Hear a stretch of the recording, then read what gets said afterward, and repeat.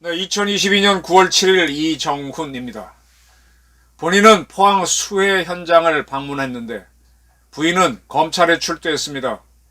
2022년 9월 7일 이재명, 김혜경 부부의 모습입니다.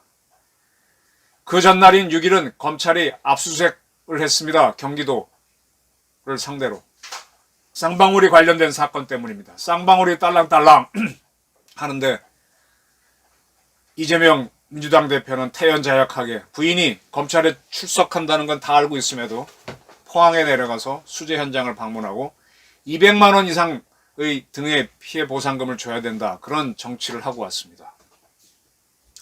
김혜경 씨가 수원지검에 출두한 것은 법인카드 유용 때문입니다. 분명한 사실은, 누구도 부인하지 못하는 사실은 김혜경 씨가 민주당 국회의원 부인 3분과 식사를 했습니다.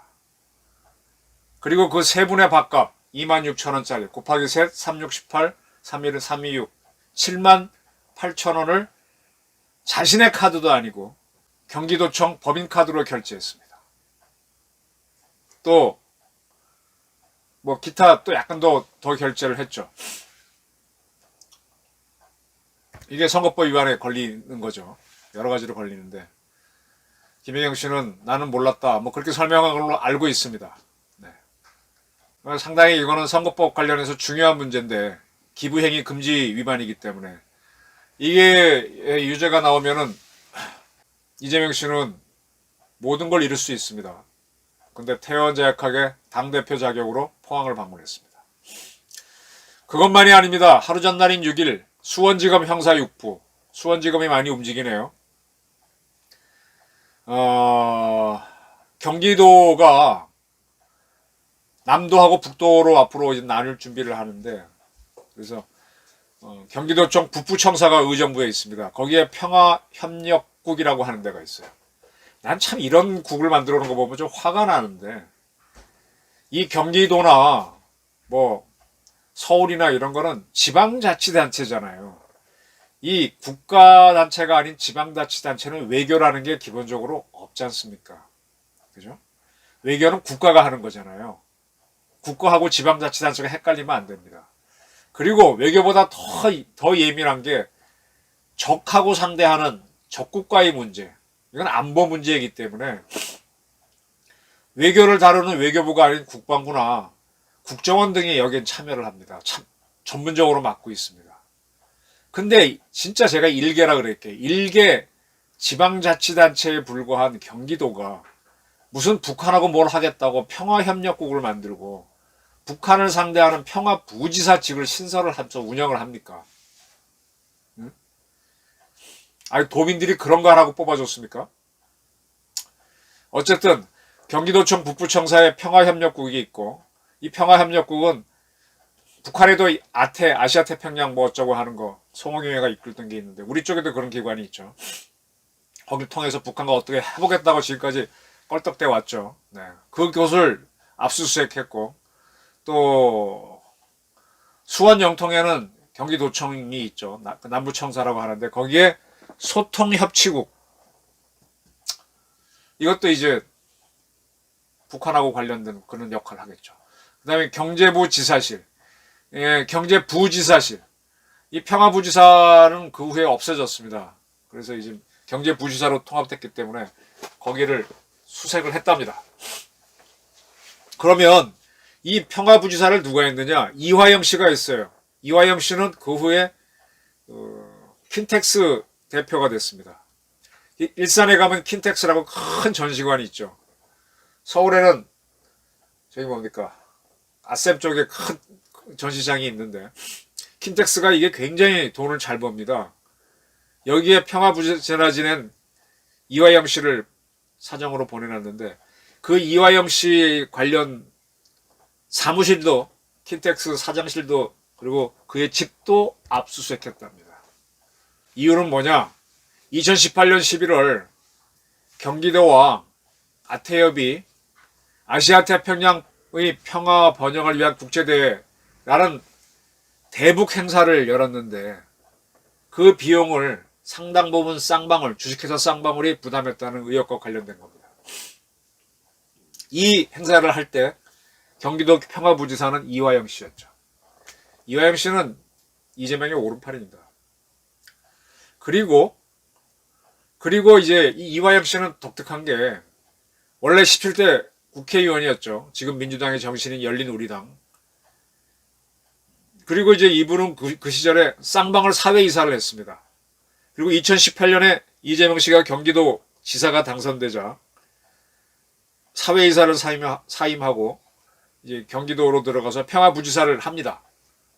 그리고 이제 킨텍스 사장으로 나가는데 이 킨텍스 사장으로 나간 후에 쌍방울 측 법인카드를 받아갖고 1억 원 정도 사용했다는 그런 의혹도 받고 있습니다. 여기도 법카 비리네요. 쌍방울 법카를 1억 원 정도 썼고 또 쌍방울의 지원을 받았다. 뭐 그런 것 같아요. 그러면 이렇게 쌍방울로부터 지원을 받았으면은 그 대가가 뭐냐? 뭐를 지원해줬냐? 이게 성남FC 후원 사건하고 비슷하네요. 그거가 지금 초점인 거죠. 그러면 이 사건은 어떻게 알게 됐느냐? 그 변호사비 대납 의혹 사건이 있죠. 2018년 이재명 씨가 경기도 지사가 되고 난 다음에 선거법 위반으로 기소가 됩니다. 그때 변호인들이 도와줬는데 그 변호사들에 대한 변호사비 비용을 쌍방울 그룹이 전환사채 등을 돌려서 마련한 돈으로 대납했다라는 의혹이 있습니다. 그 관련 수사를 하다가 또 이것까지 계속 고구마 줄기처럼 계속 나오는 겁니다. 대장동 피하니까 이게 나오고 뭐 교통순경 피했더니 파출소고 파출소 피하니까 경찰서 뭐 그거 피했더니 경찰청이더라 뭐 그런 얘기 있는데 비슷합니다. 뭐 한두 가지가 의혹이 있어야 뭘 피해가지고 너무 의혹 덩어리라서 지금 부인이 관련된 법카비리 피해가니까 이화영 평화부지사의 법카비리가 나오고 또 이렇게 들어가면 또 이재명 씨 본인과 관련된 사건의 변호사비 대납 사건이 나오고 참 뭐 어떻게 될지 모르겠습니다. 지금 경기도는요 6일날 이렇게 조사를 받았는데 그거 말고도 그때는 아까 말한 대로 저기 이화영 씨와 관련된 사건으로 경기도청 북부청사가 주로 압수수색 받았는데 그거 말고도 서울중앙지검 002부도 또 압수수색을 합니다. 그거는 대장동 백현동 개발 관련 허위사실 공포 혐의로. 그렇지 이재명은 한두 건이 아닙니다. 근데 쌍방울 건이 이게 좀 참 묘한 게 쌍방울 그룹에는 감사가 있는데요. 이 감사는 검찰 수사관 출신입니다. 근데 이 감사께서 자기 후배가 되겠죠. 이 수원지검의 수사관으로 있는 후배한테 부탁을 해서 지난 5월 달이죠. 아예 압수수색 영장을 전달받았습니다. 사본이죠. 이걸 전달해준 검찰 수사관은 검찰 내부 업무용 통신망을 접속해서 쌍방울 관련 압수수색 영장 자료를 복사하고 6장 정도로 출력해서 전달해 줬습니다. 이걸 받은 감사는 본인이 다 해석이 안 되니까 쌍방울의 사회이사이자 변호사한테 넘겼습니다. 그 변호사는 그걸 딱 PDF로 떠서 갖고 있다가 압수수색에 역시 걸렸습니다. 근데 이 변호사가 있는 법무법인이 변호사비 대납 사건에서 관련된 그 변호인들이 있는 대표로 있는 그 법인입니다. 그러면 9월 6일 이화영 킨텍스 사장 관련해서 경기도청 압수수색해. 또 대장동 백현동 관련으로 해서 또 경기도 압수수색해. 쌍방울은 현재 5번인가 압수수색 당하고 있습니다. 그리고 그 다음 날에는 오늘은 김혜경 씨가 부인이 검찰에 출두하는데 이재명 씨는 이런 말 해도 되나요? 추미애 장관이 윤석열 검찰총장을 비난할 때 검찰총장이 랍시고 하면서 이렇게 업신여기듯이 해서 공격한 적이 있는데 제가 오늘 그런 말 좀 사용하겠습니다. 민주당 대표 랍시고 포항에 가서 뭐 피해를 어떻게 처리해야 된다라고 하셨습니다. 쌍방울에서 이상하게 돈이 돌아갔다는 것은 금융정보분석원 FIU가 웬만한 거 다 알죠. FIU가 지금 이상한 송금 8조 5조 원도 다 보고 있었던데 문재인 정권에서는 침묵했던 거고. 그 FIU가 쌍방울 전환사채 45억 원 규모가 이상하다, 매각된 게 이상하다라고 알려져서 수원지검 형사육부가 수사를 했던 거고. 그래서 형사육부하고 공공수사부가 변호사비 대납 사건 서로 하니까 서로 합쳐서 막 수사가 들어가고 있는 겁니다. 그런데 이재명 씨는 돌아다니네요. 지금 이재명 씨는 벌금형 100만 원 이상 확정 시에는 이번 대통령 선거 때 선거 보전 비용 400몇억 정부로부 받던 거 다 토해내야 된다 그랬었죠. 근데 그것만이 아닙니다. 그거 그렇게 토해놓고 본인은 그건 대통령 선거 관련이니까 그 국회의원직은 유지할 거라고 봤는데 국회의원직도 잃을 거라는 해석이 또 나왔습니다. 이게 왜 문제가 됐는가 하면 공직선거법 265조인가의 2인가 어제 말씀드린 거기에 따르면 당의 선거에서 선거법 위반한 사람은 당선비호다 이렇게 돼 있습니다. 당의 선거니까는 그 선거법을 어긴 게 대통령 선거니까 대통령 선거에 대통령 선거에 관련된 게 무효가 되고 정부로부터 지원받은 돈을 토해놓고 그걸로 끝나는 줄 알았죠. 대통령 선거가 있고 나서 석 달 후에 이재명 씨는 국회의원 당선됐으니까 국회의원은 유지할 걸로 봤습니다. 근데 지금 선거관리위원회 쪽 해석은 뭔가 하면은 총선에 나왔다가 떨어진 사람이 그 다음에 이제 보궐선거에 나와서 다시 당선이 됩니다. 근데 이 사람이 총선에서 떨어지긴 했지만 그때 선거법 위반 혐의가 뒤늦게 발견돼요. 그죠? 그리고 그 사람은 그 선거 관계없이 보궐선거에 또 당선이 되는데 그렇더라도 그는 국회의원을 하지 말아야 된다는 해석이 나왔습니다. 왜? 국회법에서 있는 규정 때문입니다. 국회법 136조 2항은 의원이 법률에 규정된 피선거권을 갖지 못하게 됐을 때는 퇴직한다라고 되어 있답니다. 자, 이 사람은 총선에서 나왔다가 떨어지긴 했지만 선거법 위반입니다. 선거법 위반되게 되면 그 다음 선거는 나갈 수가 없습니다. 일정 기간 동안은. 근데 그때는 수사가 없었기 때문에 운 좋게 나갔어요.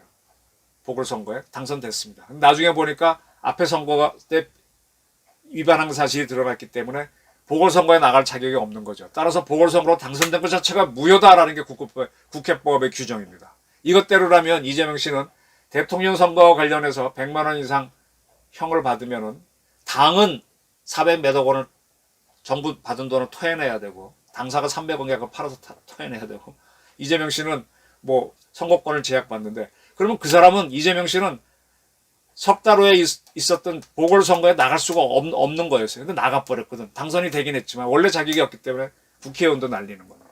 그리고 이제 다시 정치활동을 못하도록 제재를 받게 되죠. 이게 이재명 씨의 운명일 수 있습니다. 제가 오늘 이리저리 뒤지다가 문재인 씨의 운명이라는 책, 이 책을 어디 갔나 찾는데 여기 갑자기 툭 튀어나오는데 사람들은 팔자가 있는데 팔자는 잘 안 바뀌죠. 왜? 자기 버릇하고 이미 만들어온 과거가 자기 운명을 만들었기 때문에 안 바뀌죠. 업이라는 게 있죠. 그걸 바꾸려면 뭐라 그럴까 업을 다 받아들이고 그리고 이제 업장 소멸시키고 새롭게 뭘 쌓아야 팔자가 바뀌죠. 자기가 바꿔야 되죠. 남이 안 바꿔주죠. 근데 좀 바꿀 수 있나요?